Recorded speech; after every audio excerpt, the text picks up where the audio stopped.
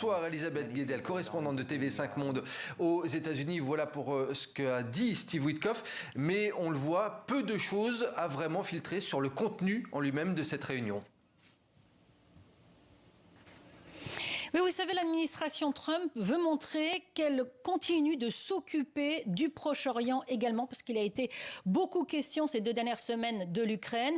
Et donc, c'est la première fois qu'on apprend par Steve Witkoff, qui est l'envoyé spécial de Donald Trump, eh bien qu'il y a ce plan qui doit préciser la vision des États-Unis sur ce que doit être Gaza après la fin du conflit. Nous allons régler cette question d'une manière ou d'une autre, certainement avant la fin de cette année, a dit Witkoff. Alors c'est très vague, mais on comprend que la Maison-Blanche prévoit la fin de la guerre au Proche-Orient d'ici 4 mois.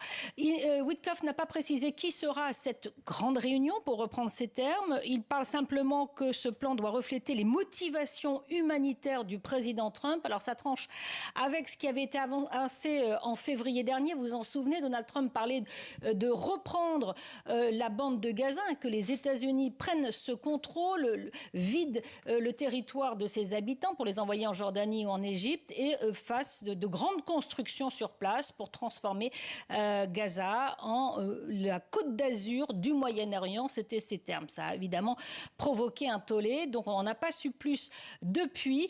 Il faut savoir qu'en plus de cette grande réunion, dans 3 heures environ, le chef de la diplomatie américaine, Marco Rubio, doit rencontrer également à Washington son homologue israélien. Donc on devra en savoir un peu plus à la fin de cette journée de quoi il en retourne. Mais vous savez, ce n'est pas la première fois avec cette administration que des grandes réunions, des grandes annonces sont annoncées, puis finalement, il n'y a pas grand-chose de concret au final. Donc on verra bien.